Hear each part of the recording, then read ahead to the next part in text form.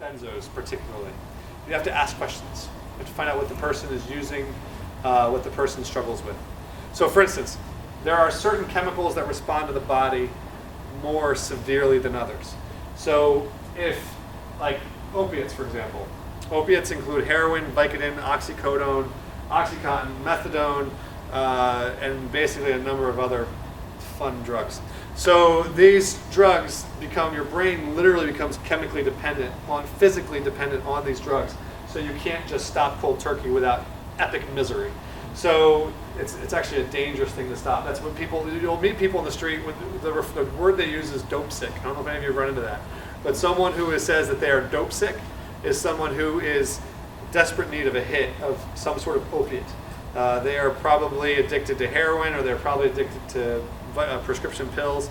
And if they are freaking out because they're terrified of the next 10 minutes of their life, it is probably because they are dope sick, and they are terrified of being dope sick because it is probably the most miserable feeling in the entire world.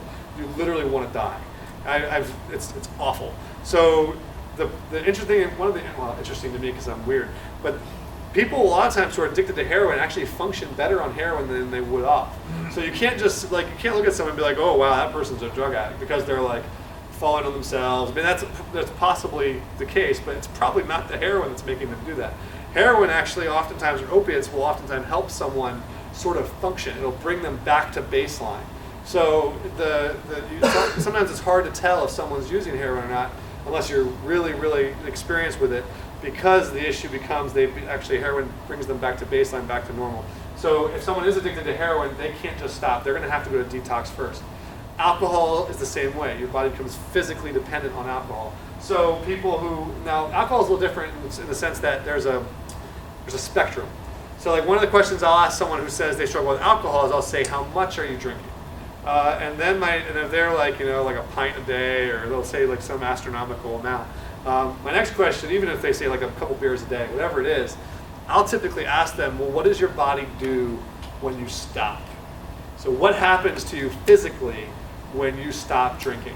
And trust me, they will know. If they bring up alcoholism and they bring up that as an issue, they will be able to tell you how their body responds. So they'll either say, I just get like shaky. Some people say, no, I'm okay, I just get really shaky. That's actually not the end. That person may not require a detox. So the person just gets shaky and they're willing to kind of commit to like just pushing through that shakiness, you can probably get that person right into a program, right into the Bowery mission, right into the rescue mission. But if the person's like, no, I vomit, chills, fever, like they're like, no, there's no, like, again, they'll know. They'll say, no, I need a detox. I need a medical detox where they'll prescribe Librium, or they'll prescribe something that will help them through the misery of detoxification. So benzos is the same thing. Benzos include Xanax, clonazepam, a bunch of basically anti-anxiety drugs. A lot of people who are taking anti-anxiety drugs, the people will use those sort of recreationally, especially, but honestly, in my opinion about that is that if someone's homeless, odds are they've got a lot of anxiety, it's understandable. So it wouldn't actually be surprising if a doctor prescribed it. A lot of times people are getting prescribed Xanax, even though they're in the street, because they are genuinely depressed. They're genuinely struggling with anxiety. And it's hard to tell which came first, the chicken or the egg. This person, in the street because they took, addicted to Xanax, or they addicted to Xanax because they're in the street. It's kind of hard to tell. But either way, they can't go into a program before detoxing off the Xanax. So that's another drug that we're required. Cocaine, marijuana, those things are a little different. Because cocaine is more of a mental addiction than it is a physiological one. Technically, you don't need a detox for crack or for cocaine. You can survive going right into a program. Probably. The issue with cocaine is that it really messes with your heart, and it pumps up. So people who die of an overdose from crack or from cocaine, they don't die of an overdose the way people die of overdoses with heroin. They actually just have heart attacks typically, or they have some sort of blood-related issue because their heart is just going like crazy. So it's a little bit of a different reaction that you have with crack and with cocaine than it is with heroin or with opiates and alcohol and other things. So like for instance, again, I've met someone who's like, I'm using marijuana and I need a detox. I'm like how badly, do you want a program? Do you want to go into a place where you can get kind of have a timeout and get free, spend some time taking care of yourself? Or is this a situation where you're just trying to get 4 days in a bed and you're using your marijuana as an excuse to do that. There are places you can get them for detox for marijuana, but it's not the same medical urgency that it would be if you were talking about opiates or alcohol. Most detoxes are 3 to 5 days. Most of them are medical. Like I'm talking about when I talk about detox, I'm talking about a medical detox. So a lot of them are in hospitals. A lot of them are. So Bellevue has a detox. St. Barnabas has a detox. Beth Israel has a detox. There's a list actually in your material too about other places that do detox towards the end of your packet. So you can kind of think through. One of the questions I ask people if they say they want to go to detox is I'll ask them where have they been before. Because a lot of people who are in the street are serial detox hopping. So you end up with this issue. So a lot of times people will say, oh, I won't go to ACI, or I won't go to Promesa, or I won't go to whatever the detox is. Sometimes it's because they know that they've been there and they're sort of a regular, and they don't want to go back to the same place that they always go. So you can ask the question, what detoxes have you been to? The other important question with detox is, when was the last time you did a detox? Because the problem is if someone has Medicaid, their Medicaid will only cover one detox every 30 days. So for instance, last Saturday in the Bronx, or 2 Saturdays ago in the Bronx, I met a guy who said he wanted to go to detox. Well, he told me he left Promesa detox 3 days before. And he left Promesa detox, went right to his dealer and got high, and now he's been using like crazy. And I said, well, the problem, my friend, is that you can't actually go to a medical facility because you've gone, like, they've already billed your Medicaid for that. As long as they tagged, like as soon as Medicaid billed that and tagged it as a detox charge, related charge, even if he wasn't there for the whole thing, if he left there, 24 hours into it, if they come up that he's been in a detox, they will use that to reject his claim, and they will run that beforehand, and they will say they're sorry, they can't take him. So if you send someone to a detox and it turns out that they've been to one within the last 30 days, and you went to all this trouble to get them there, you may find out that they get turned away because their Medicaid won't cover it.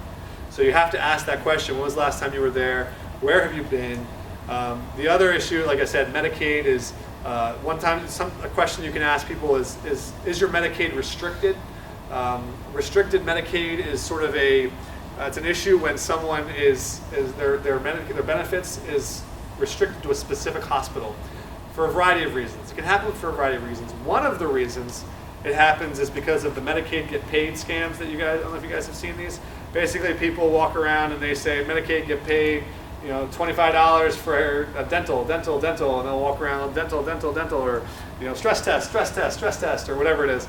And what they're doing is they're bringing that person to an office where they're billing Medicaid for a bunch of money for a procedure that they're not actually doing, and then they're giving the client $25 cash and walking them out the door. It's basically a Medicaid scam. Well, what happens is a lot of times is that the person will then have their Medicaid restricted to a specific hospital because Medicaid doesn't want to keep on getting nailed for these huge charges that are fraudulent. So they can't really punish the place. They'll try, but it's hard to kind of lock down these guys who are doing the scam. So to fight that or combat that, they'll restrict the person in question who's doing the Medicaid, the fraudulent charges for $25, whatever. They'll restrict them to a hospital. So now if that person wants any treatment whatsoever, they have to go through that hospital because their insurance knows that hospital is legit and will run they're not doing any scams, they're not doing anything shady.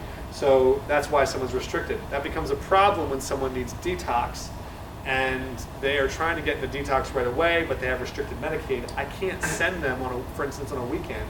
On a Saturday, I can't get someone into detox if their Medicaid is restricted to a specific hospital, and they need a letter from that hospital authorizing the procedure, but the people who write the letter are only available Monday to Friday. So you end up with a situation where someone needs detox on a Saturday, they're out of luck. Because there's really nothing they can do. The only option that person would have is to go into an emergency room. And even then, there's no guarantee that they will be admitted into a detox. I met a woman once, actually not far from here, who I dropped off, and there on Thursday night, I got in a cab, took her to Bellevue, walked her into the detox, got her set up with a nurse, got her set up with the program, and then I had to go. So I left her there, prayed for her, left her there, got her some food, so she wouldn't have to be hungry and wait. And then she called me at 3 in the morning because they discharged her. And she was on the opposite side of town, and I had abandoned her. And she was furious because I had let her down, because I got her all the way away from her spot, and now she's stuck there and she can't get a subway ride back because she's stuck because they discharged her. They didn't have any beds in their detox, and instead of getting her to another detox, they just discharged her. So that was a frustrating situation. The other situation I've run into that's frustrating, while I'm just bearing my frustrations, is I had a guy who I called at 6 a.m. I was doing Don't Walk By follow-up, the Sunday morning thing that you guys might be aware of. So you guys go out and find them Saturday night, bring them back, they do the shelter thing overnight, and then my team historically has been going in Sunday morning to do an assessment and hopefully get them connected further. I got a guy who wanted to go to detox Sunday morning. I called the Cornerstone Medical Arts in Queens. They sent their driver all the way over at 6 a.m., picked the guy up, took him back. Turned out he did not have his prescription drugs with him. He did not have she did not have a prescription for he had a heart problem. And because they are only treating the detox, they will not admit someone, they will not prescribe his heart medication. So in order to get into the detox, he needs to have a prescription from his doctor for his medication, or he needs to have the medication with him so that he can get it. So because of that, he was unable to get into detox. They picked him up, drove him back, found out he didn't have the medication, put him on a bus back to Manhattan. Ended up, in this situation, both stories actually worked out well. The woman miraculously had someone, like a taxi, this was the weirdest situation ever. The woman I dropped off in Bellevue, a taxi picked her up for free. What taxi picked her up for free? Drove her to Beth Israel. She fell asleep in the waiting room of a hospital. She didn't know where. And then she found out she fell asleep in the waiting room of the detox at Bellevue Hospital. To Beth Israel Hospital. Literally, she calls me the next day in the detox saying, I have no idea how I got here. They discharged me at 3 in the morning. I called you, left you this horrible message about how pissed off I was. And then this taxi randomly picked me up, dropped me off at Beth Israel Detox. I have no idea how I got here. Woke up and there was a line of people going into this room. I just got in line. Next thing you know, I'm in a detox. Crazy. So the guy who we took to Queens ended up getting sent back. But then we had our social worker follow up with him Monday. Got him to a hospital that would prescribe his heart medication, got him his medication, sent him back, and got him a bed. So he needed his medication to get a bed. But these are questions that you guys as outreach people have to take into consideration. I don't want to send this person to a detox without their medication. So you have to ask the person, you have to ask, are you on any prescription medication? Do you have Medicaid? Is your Medicaid restricted? These are important questions because what you're asking is the person set up for failure or the person going to be set up for success. And then you're also remembering that throughout the context of all this is that the next step is the program. So if someone is going into a detox, the goal is to go on a program. If someone's been using heroin for 10 years, it's very unlikely that a 3 to 5 day detox is going to solve the problem. Detox is a Band-Aid. It is not a solution. I met someone who told me that they did 42 detoxes before they got it right. In terms of actually getting help and getting free. So detox will not be the solution. And again, as people, this goes back to my original point in terms of ministry versus just trying to connect them. There's a lot of people out there who will connect someone to detox. Like, oh, get you to detox, great. You need detox, get you there. There aren't a lot of people who will actually sit down with the person and be like, listen, I'll happily get you into detox. I'll call people, I'll get you, I'll make sure you have what you need. I'll do whatever I can to get you there. But let's be real, this is not a solution. Detox is one step in a long process. It didn't take you 3 to 5 days to get into this mess. It's not going to take 3 to 5 days to get out. So let's talk about what the next steps are. Let's talk, and there are people who are going to be open to that, and there are people who aren't. The people who are more sort of, like I said, ready, and this is also has to do with your sort of ministry approach. If you're able to take this in a ministerial perspective and actually talk about the love of God that you have the person, communicate the fact that this person matters, communicate hope. If you can do that, then the person will probably be more open to the idea of a program because maybe they think that all they need is a detox. And you're going to be the one that has to say, listen, I'm, again, happy to get you into a detox. The detox will not fix anything long term. What are you going to do afterwards? One of the things I tell people a lot is, I'm like, the problem with a lot of, and this is just a fact, is you have a lot of people who are in a certain environment where it's conducive for using drugs. And then they end up using drugs. and then they end up getting stuck, and then they go to a detox, and then they get out, and they go right back to the same environment they were just in. What are you going to do? You're going to end up using drugs again. It's just, it's almost inevitable, because they're in an environment that just breeds drug abuse, and if you don't help them see that you need to get into a place where they can get out and get an outside perspective, it's not going to be a long-term solution. So that's something that we have to remember with regards to the programs that we're talking about. The other issue that we run into is that detoxes, unfortunately, or fortunately, depending on how you look at it, are going to try to get people into 28-day programs, into 90-day programs. They have relationships through billing and other avenues with other secular programs and other avenues for rehabilitation. And once you send that person into a detox, you now, unless you have them sign a release form, this is why we mentioned the release form, have them sign a release form so you can follow through, because what happens is you send them to a detox, they're a medical facility, unless you have a release form signed, you are not getting any contact with that individual. You're not going to be able to talk to them, their nurses can't tell you what's going on, their counselors won't speak to you, nothing. As far as you're concerned, they're witness protection. So what that means is that the only people that they're going to be hearing from now are, guess what? Counselors, the people at that detox who might have a vested interest in getting that person to a 28-day program or a 90-day program. So if you talk to the person for an hour and a half about the Bowery Mission, or about the New York City Rescue Mission, or about a discipleship program, and then you get them in a detox, everything you just said gets like Etch-a-Sketch. You just shake it and it's gone. Because now they're talking to a new group of people who say, no, you don't need a 18-month program, you don't need a year-long program, you don't need Jesus. You just need 28 days to just like out in the woods to just get your mind right. And then we can send you back into the environment you were just in that sent you down this mess in the first place, and hopefully you will have the tools to swim against the current of the world that put you in this mess in the first place. So again, I believe it's a lot of times it's well-intentioned. There are actually a lot of really solid followers of Jesus in these detoxes. I've met them, but I know that they are the minority. Some of them, I had one program, I sat down with their assistant manager, and she literally said, like, shh, I think like you do. Like, shh, like don't tell anyone, like I'm undercover. Like so like there's a mentality in detoxes and programs where we're talking about, I believe personally that when we talk about, our battle's not against flesh and blood, but against principalities and powers and, in dark places and the heavenly realms. I believe that affects, every system that we're in, so that even the system of billing, and I'm not saying it's all, don't hear me saying there's demons behind every billing. I'm just saying that it's an uphill battle. We're fighting against, the people that we serve are fighting against the systems that are set up to keep them down. So we have to be able to find a way to sort of navigate those and equip them. So one of the simple ways we do that is writing them a plan of action. So when you send someone to a detox, also give them a referral plan afterwards. Like say, okay, I'm recommending that you contact Pastor Julian at the Bowery Mission once you get into detox.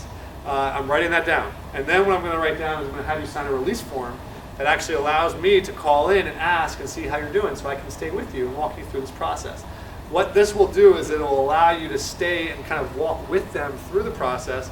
So if they decide they want to go to a 28-day program, you can then be a voice of reason, not to say don't go, but to say, hey, listen, let's stay in touch. And let's find a way to work out. So maybe after the 28-day program, if you decide that's what you need or that's what you think you should do, maybe then you should go to the Bowery Mission. Or maybe then you should go to the rescue. So there's other ways to kind of just stay, like walk with someone through the process. So that's really important, because otherwise what ends up happening is for years and years, the relief bus, we've seen hundreds of people go to detox and hundreds of people back on the street, hundreds of people back where they started, or never seeing them again because they didn't ever actually stay in touch. We didn't actually get to walk through. So one of the areas that we're trying to improve as an organization is this process, is to say, we don't want to just send you out in the middle of nowhere and send you to a place where you can't, we want to actually walk with you through the process so that we can help kind of navigate these hitches along the way. But again, if you don't have a release form, if you don't have a plan of action, there's really not going to be anything left.